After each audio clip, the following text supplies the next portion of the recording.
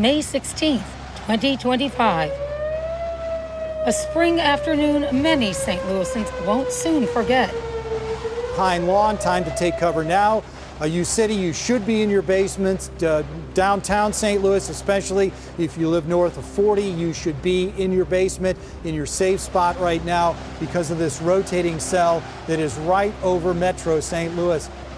Within minutes, an EF3 tornado with winds over 130 miles per hour tore through a 20-mile area, including 8 miles of the densely populated areas of Clayton and St. Louis City. I was at school, and when we heard the tornado sirens, we went to the basement of the school, which is technically the gym. We were just standing there, and some of us were crying, like scared.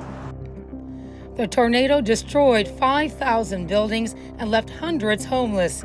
In Forest Park alone, 3,000 trees were uprooted or toppled. It was unbelievable, traumatic for everybody. You know, everybody works in the park every day and you know all these spaces and trees, and to see ones that are decades, 100 years old, people's favorite spots in the park and knocked over in an instant. It was devastating. The next day was even worse, you know, because people were just walking around almost like in a dumbfounded, like, what am I going to do?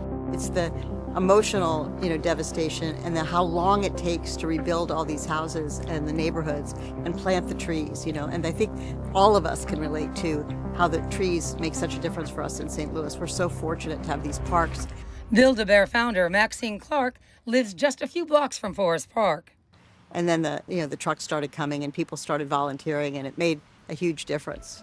Now the entrepreneur is hoping her latest idea takes root and not only makes a difference, but it's possibly the start of a new Halloween tradition. Bye, thank you. Happy Halloween. It's called Trick or Tree, enlisting area kids during Halloween and beyond to raise money to help replant thousands of trees. And I just had an idea that how do we use children and get them engaged in this and keep everybody top of mind of what the tornado damage is, and that it's not going to get done in 1 year or 2 years or 3 years. It's going to take a long time, especially for the trees to grow. Clark says the trick-or-treat idea came from her own memories as a child of collecting for UNICEF during Halloween. And I didn't even know what UNICEF was. It was United Nations International Children's Education Fund. And they started in Philadelphia in 1950, and they collected $17. The next year, $1 million. And I thought, why don't we use kids here to do the same thing for Trick or Treat? Did distribute the 200,000 boxes we printed, and every child collected $1. That's $200,000 for trees. That would be a lot. These students at St. Michael's Episcopal Day School in Clayton are among those who participated in Trick or Treat's inaugural year. Why didn't we have the last week of school? There was a tornado, right? And what did the front of the school look like? Yeah, Liam. Well, like rubble, not exactly, but what was all falling over? Trees, there were trees everywhere, right? They witnessed how the tornado changed the landscape of their neighborhood off Wydown Boulevard in Clayton. But do you know what we have an opportunity to do? Fix the trees. I think kids really do want to help, and so often they don't know how, or the problems seem too big, and this is something kid-sized that they can do as they're out having fun. So on Halloween night, or at trunk or treats before then, kids can take these boxes and really they can just go around, and we have a little script on the back, a sample script that the kids can use, and just say, Happy Halloween. I'm collecting money to replant trees destroyed in the tornado. Every penny counts. Can you help? And I'm collecting money to replant trees destroyed in the tornado. Thank you. We have a Venmo code that people can scan and give money digitally.